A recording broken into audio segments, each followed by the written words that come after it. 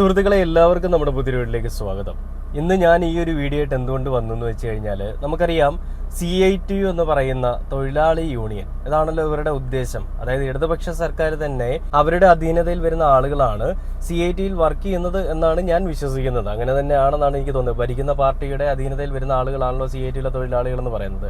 അപ്പോൾ ഈ CITU എന്ന് പറയുന്നത് ശരിക്കും പറഞ്ഞാൽ ചുമട്ട് തൊഴിലാളി യൂണിയൻ ആണോ, അതോ ഈ പറയുന്ന നമ്മുടെ നാട്ടിലെ തോന്നിവാസങ്ങളെല്ലാം കാണിച്ചു കൂട്ടുന്ന ഈ പിറപ്പുകേടുകളൊക്കെ കാണിച്ചു കൂട്ടുന്ന ഒരു യൂണിയൻ ആണോ എന്നാണ് എനിക്ക് പലപ്പോഴും തോന്നിയിട്ടുള്ളത്. അത് ശരിക്കും പറഞ്ഞാൽ ഒരു ചുമട്ട് തൊഴിലാളി യൂണിയൻ അല്ല, ഒരു ഗുണ്ടാ യൂണിയനായിട്ടാണ് എനിക്ക് തോന്നുന്നത്. സത്യം ഒരു പക്ഷെ അത് തന്നെയായിരിക്കും. നമുക്കറിയാം എറണാകുളത്ത് ഒരു വാഹനം ഇറക്കുന്നതുമായിട്ട് ബന്ധപ്പെട്ട ഇഷ്യൂവിലാണ് നമ്മൾ ഈ പറയുന്ന CITU എന്ന് പറയുന്ന ഒരു പാർട്ടിയെ പറ്റി കൂടുതലായിട്ട് സംസാരിച്ചു തുടങ്ങിയത്.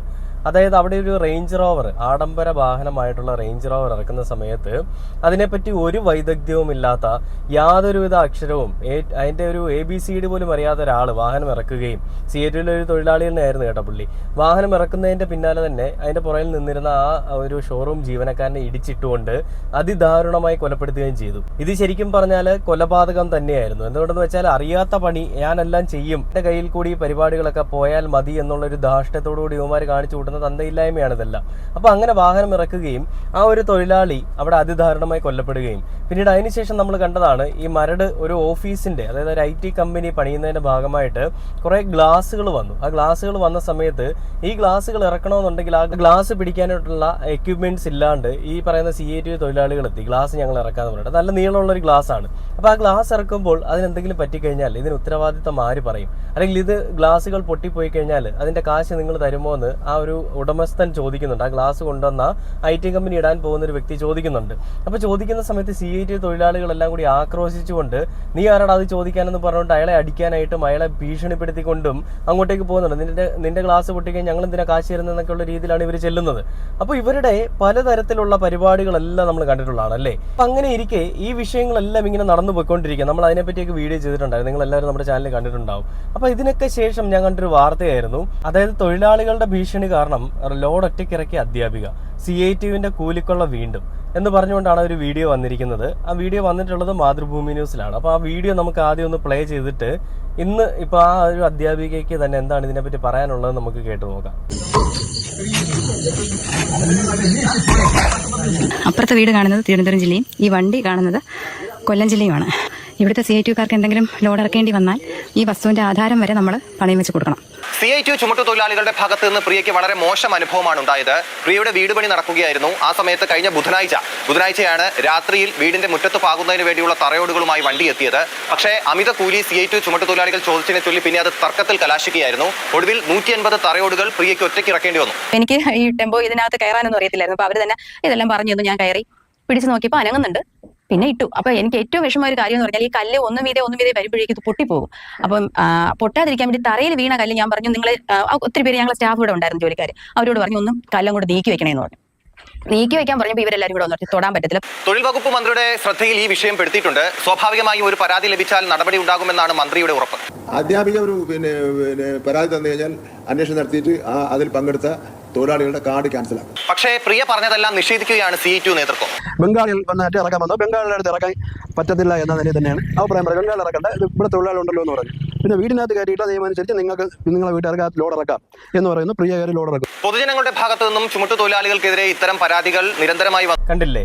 ഇതിൽ നമ്മൾ കണ്ടത്, ഇതിൽ നമ്മുടെ V ശിവൻകുട്ടിയൊക്കെ വന്നിട്ട് പറയുന്നുണ്ട് ഈ തൊഴിലാളികളുടെ കാർഡൊക്കെ ക്യാൻസൽ ചെയ്യുമെന്നാണ് പറയുന്നത്. നമുക്കറിയാം CITU തൊഴിലാളികൾ നിരന്തരമായിട്ട് കാണിച്ചുകൊണ്ടിരിക്കുന്ന ഈ പരിപാടി, ഈ തോന്നിവാസം, ഇത് എവിടെ ചെന്ന് തീരും? അതായത് ഒരു സംരംഭം, എന്തുകൊണ്ട് നമ്മുടെ കേരളത്തിൽ പുതിയ സംരംഭങ്ങൾ ഉയർന്നു വരുന്നില്ല എന്നുള്ളൊരു ചോദ്യം ചോദിച്ചു കഴിഞ്ഞാൽ അതിന് ഏറ്റവും വലിയ ഉദാഹരണം അല്ലെങ്കിൽ അതിനുള്ളൊരു ഉത്തരമാണ് ഈ കാണുന്ന പരിപാടികൾ.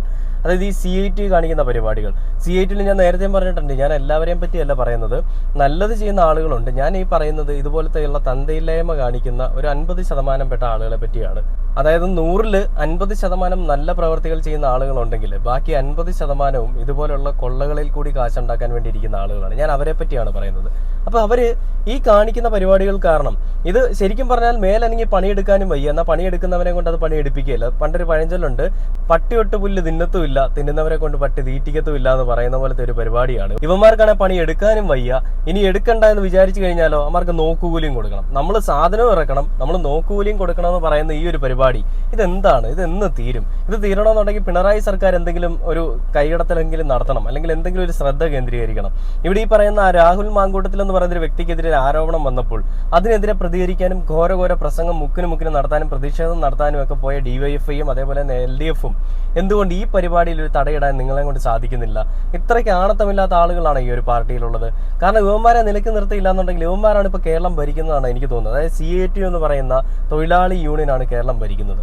കാരണം ഇവന്മാർ തീരുമാനിക്കണം എവിടെ ഏത് സാധനം ഇറക്കണം, അത് എത്ര അളവിൽ ഇറക്കണം, ഇനി അത് ഇറക്കുന്നതിനുള്ള പൈസ എത്ര രൂപ വാങ്ങണം എന്നുള്ളത് ഇവന്മാരാണ് തീരുമാനിക്കുന്നത്. വേറെ യാതൊരുവിധ മുൻകൂട്ടി നിശ്ചയിച്ചിട്ടുള്ള ഫീസുകളൊന്നും ഈടാക്കാതെ ഇവന്മാർക്ക് തോന്നുന്ന കാശാണ് ഇവന്മാർ മേടിക്കുന്നത്. അപ്പൊ ഇന്ന് ഈ പറയുന്ന അധ്യാപിക, ഈ ലോഡ് ഇറക്കി എന്ന് പറയുന്ന അധ്യാപിക, അതിന്റെ ഒരു വീഡിയോ ഞാൻ ഈ സൈഡിൽ പ്ലേ ചെയ്യാം, പുള്ളിക്കാരി ഈ ലോഡ് ഇറക്കുന്നതിന്റെ.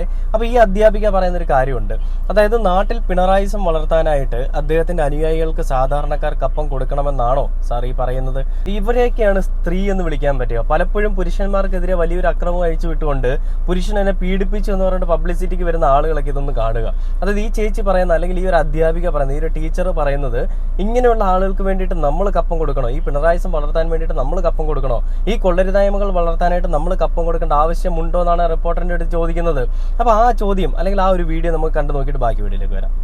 എന്തിനാണ് സാർ ഈ 10-30ഓളം പേര് എനിക്ക് കാവൽ നിന്നത്? എന്നോടുള്ള സ്നേഹം കൊണ്ടാണോ? ഞാൻ ഒറ്റയ്ക്കൊരു പെണ്ണ് ഈ വാഹനത്തിൽ കയറി ഇത്രയും ഭാരമുള്ള കല്ലുകൾ വലിച്ചെടുക്കുന്നത് കാണാൻ നിന്നതാണോ? കണ്ട് ആസ്വദിക്കാൻ നിന്നതാണോ? അതേ എനിക്ക് സംരക്ഷണം തരാൻ നിന്നതാണോ ഇത് തീരുന്നത് വരെ? ഈ നേതാവ് ഉൾപ്പെടെ അവിടെ എന്തിനാണ് വന്നത്?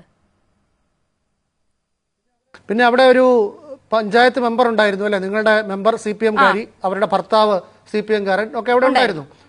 അവർ പറഞ്ഞത് എന്താണ്? ഇങ്ങനെയൊക്കെ സ്വന്തമായിട്ട് ഇറക്കി ഇവിടെ താമസിക്കാമെന്ന് വിചാരിക്കേണ്ടതാണ്. അവര് സംസാരിച്ചത് രാത്രി ആയതുകൊണ്ടും ഒരു സ്ട്രീറ്റ് ലൈറ്റും പിന്നെ ഞങ്ങളെ വീട് പൂർത്തിയാകാത്തതുകൊണ്ട് പൂർണ്ണമായും വെട്ടവും ഇല്ലല്ലോ, കുറച്ച് വെട്ടമൊക്കെ ഉള്ളൂ, ഒരു ലൈറ്റേ ഫ്രണ്ടിലുള്ളൂ. അപ്പൊ അതുകൊണ്ട് ഇവർ ഓരോരുത്തരും ഡയലോഗ് ആരുടേതാണെന്ന് എനിക്കറിയില്ല. അവർ പറയുന്നുണ്ട് ലക്ഷങ്ങൾ ചെലവാക്കി വീട് വെക്കുമ്പം ഞങ്ങൾക്കും എന്തെങ്കിലുമൊക്കെ തരണ്ടേ, ഞങ്ങൾക്കും കൂടെ തരണ്ടേ എന്ന് ചോദിച്ചു.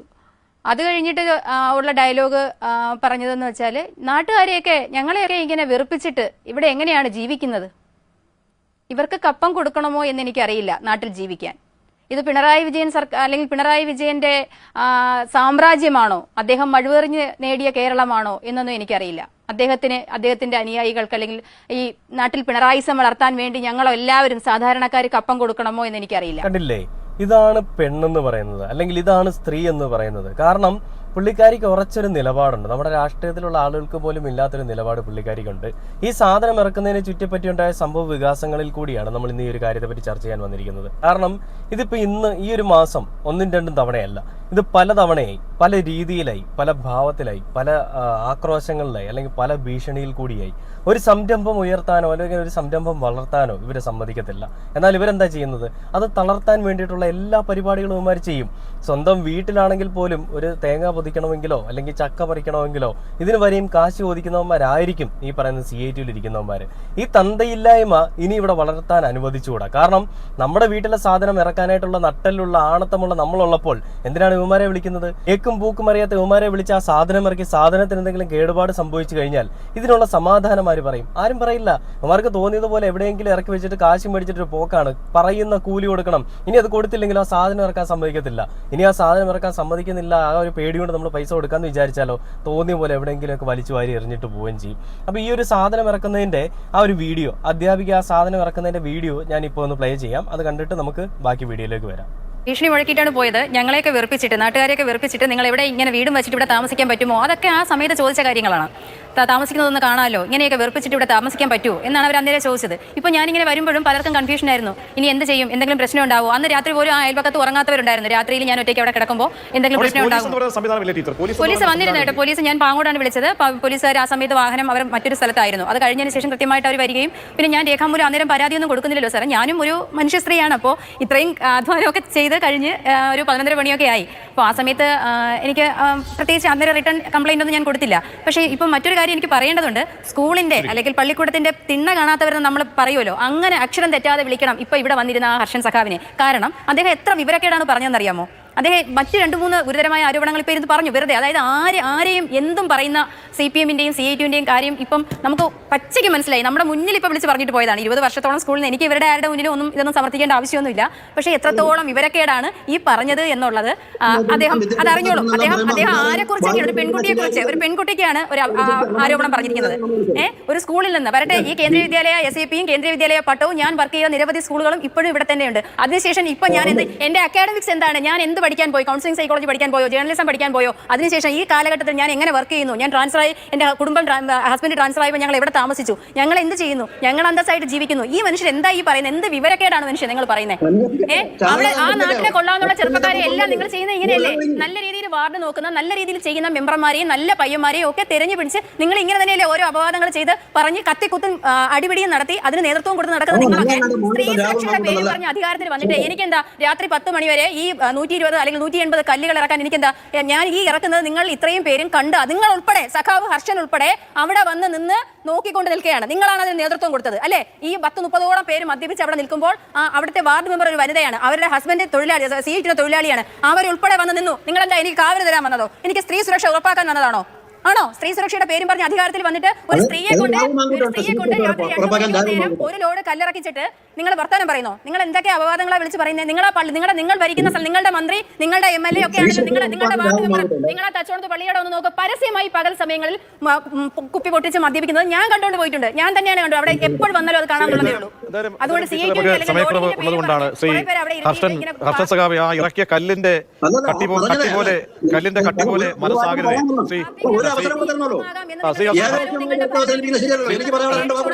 കണ്ടില്ലേ, ഇതാണ് അധ്യാപിക അല്ലെങ്കിൽ ഇതാണ് സ്ത്രീ. ഞാൻ പലപ്പോഴും പറഞ്ഞു അത് തന്നെയാണ്. പുള്ളിക്കാരി ഉറച്ച നിലപാടിൽ തന്നെ നിന്നുകൊണ്ട് പുള്ളിക്കാരി തന്നെ തൻ്റെ അടുത്തോടുകൂടി സാധനം ഇറക്കി. CIT-ന്റെ പല ഭീഷണികളും അവഗണിച്ചുകൊണ്ട് പുള്ളിക്കാരി സാധനം ഇറക്കി.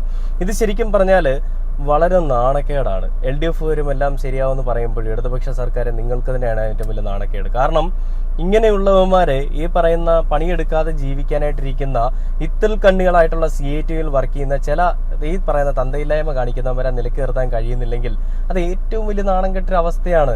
ഒരു ഭരണാധികാരിയുടെ ഏറ്റവും വലിയ തോൽവി എന്ന് പറയുന്നത് അവരെ കൊണ്ട് അവരെ കൺട്രോൾ ചെയ്യാൻ പറ്റുന്നില്ല, അവരുടെ അണ്ടറിൽ വർക്ക് ചെയ്യുന്നവരെ കൺട്രോൾ ചെയ്യാൻ പറ്റുന്നില്ല എന്നുള്ളത് തന്നെയാണ്. ഒരു ലീഡറല്ലേ, ആ ലീഡറിന് ഇവരെ കൺട്രോൾ ചെയ്യാൻ പറ്റുന്നില്ലെങ്കിൽ അത് നിങ്ങളുടെ തോൽവി തന്നെയാണ്. അത് അംഗീകരിച്ചേ മതിയാവൂ. ഇനിയെങ്കിലും ഇവന്മാരെ നിലയ്ക്ക് നിർത്തിയില്ലെങ്കിൽ എനിക്ക് തോന്നുന്നില്ല ഇത് ഏത് രീതിയിൽ പോകുമെന്നുള്ളത്. കാരണം നാളെ നമ്മുടെ വീട്ടിലും ഇതൊക്കെ സംഭവിക്കാം. ഇതിപ്പോൾ ഇന്നലെ ഈ ചേച്ചിയുടെ വീട്ടിൽ സംഭവിച്ചെങ്കിൽ നാളെ നമ്മുടെ വീട്ടിൽ സംഭവിക്കാം, നാളെ അതിനടുത്ത വീടുകളിൽ സംഭവിക്കാം. എല്ലായിടത്തും കണ്ടുവരുന്നൊരു പരിപാടിയാണിത്. യുവന്മാർ വേണോ നമ്മുടെ വീട്ടിലെ സാധനം ഇറക്കാൻ വേണ്ടിയിട്ട്? നമുക്ക് കഴിവുകൊണ്ട് നമുക്ക് ഇറക്കിയാൽ പോരെ?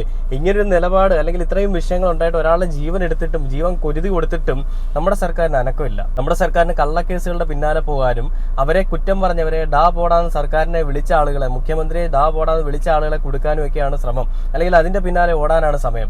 അതിനിടയിൽ ഈ പറയുന്ന ആളുകൾ കാണിക്കുന്ന പരിപാടികൾക്കെതിരെ പ്രതികരിക്കാനോ അല്ലെങ്കിൽ ഇവർക്കെതിരെ ഒരു വാക്ക് കമാന്നൊരു അക്ഷരം മിണ്ടാൻ ഇവരെ നിലക്ക് നിർത്താനോ ഒക്കെ എവിടെയാണ് സമയം? അല്ലേ? എന്തൊരു കഷ്ടമാണല്ലേ ഇവിടുത്തെ അവസ്ഥ എന്ന് പറയുന്നത്.